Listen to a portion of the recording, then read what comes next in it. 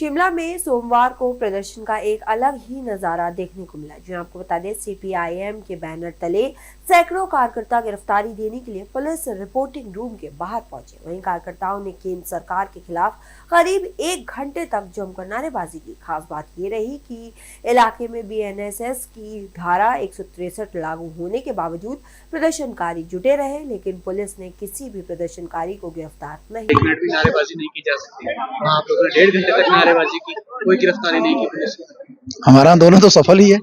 अगर हम अरेस्ट होते तब भी सफल था, नहीं अरेस्ट किया है तब भी सफल है, क्योंकि असल मुद्दा ये है कि जो आह्वान था पूरे देश का कि जेल भरो आंदोलन किया जाए, उसको हमने प्रैक्टिकली अमली जामा पहना दिया। शिमला के माल रोड पर, ऐतिहासिक माल रोड है, यहाँ प्रतिबंधित जगह है ये।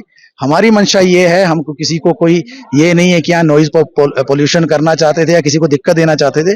हम तो अपनी बात को पुख्ता तरीके से उठाना चाहते थे, और पुख्ता तरीके से उठाने का एक कदम सबसे बड़ा जेल भरो आंदोलन ही रहता है। तो उसकी हमने कोशिश की। आपको मालूम है जिस तरीके की नीतियां अख्तियार हमारे देश के अंदर की जा रही हैं मोदी सरकार के द्वारा, जिसमें विशेष तौर पर मजदूरों, किसानों, आम मेहनतकश जनता पर हमले लगातार बढ़ रहे हैं। पिछले 12 सालों से एक एक करके मजदूरों और किसानों के खिलाफ ही सारे कदम उठाए हैं। एक तरफ जो है मजदूरों के खिलाफ जो है कानून लाए, जिनको लेबर कोड कहा गया, 29 कानूनों को खत्म करके, और उसमें बंधुआ मजदूरी और गुलामी, 12 घंटे की ड्यूटी, फिक्स टर्म का रोजगार, पक्के किस्म के रोजगार के बजाय, हड़ताल पर अघोषित प्रतिबंध, यूनियनों पर खतरा, लेबर ऑफिस का संकट, और ऐसे अनेकों कदम। और दूसरी ओर जो किसान हैं उन पर 3 कृषि कानून तो लाए थे, जिस पर पीछे हटना पड़ा था 2020 में, लेकिन एक नए फॉर्म में, नए तरीके से मुक्त व्यापार समझौतों के जरिए, भारत अमेरिका ट्रेड डील के जरिए एक बार पुनः किसानी को बर्बाद करने की कोशिश है। हिमाचल के लिए और भी ज्यादा चिंता की बात है, क्योंकि हिमाचल के अंदर सेब की खेती होती है और 6-7 जिले ऐसे हैं जहां पर बड़े प्रमुख रूप से खेती होती है। लाखों परिवार इससे जुड़े हुए हैं, और ये जो परिवार हैं, जो लाखों जनसंख्या है जो जिन परिवारों से जुड़ी हुई, ये लाखों परिवार पूरी तरह से बर्बादी के कगार पर चले जाएंगे। क्योंकि जिस तरीके से ये बाहर से जो खेती होगी, बाहर से जो चीजें आएंगी और उन पर जो है टैरिफ नहीं होगा, सस्ते दरों पर वो चीजें हमारे भी मुल्क में मुहैया होंगी।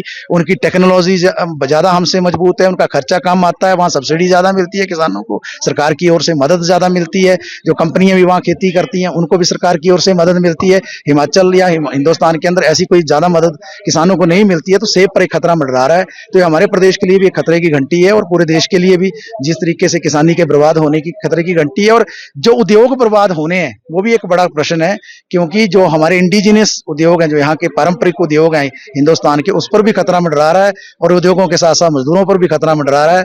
तो इन सारे विषयों को लेकर जो पूरे देश में ये आज का प्रदर्शन था, हिमाचल के अंदर 25 जगह पे हमने प्रदर्शन किए, चक्का जाम भी किए, धरने प्रदर्शन, जेल भरो का भी हमने आह्वान किया था। वो नहीं उन्होंने अरेस्ट किया, वो अलग बात है। और इसमें हमने छात्रों के मुद्दे, चाहे नई शिक्षा नीति का सवाल है, चाहे युवाओं के जो बेरोजगारी के प्रश्न है, महिलाओं का 33% आरक्षण का सवाल है, ये सारे मुद्दे भी CITU, हिमाचल किसान सभा, महिला समिति, DYFI, SFI, दलित शोषण मुक्ति मंच, शिमला नागरिक सभा, सेब उत्पादक संघ, pensioner association, AILU, all India lawyers union, इन सब की ओर से ये आज का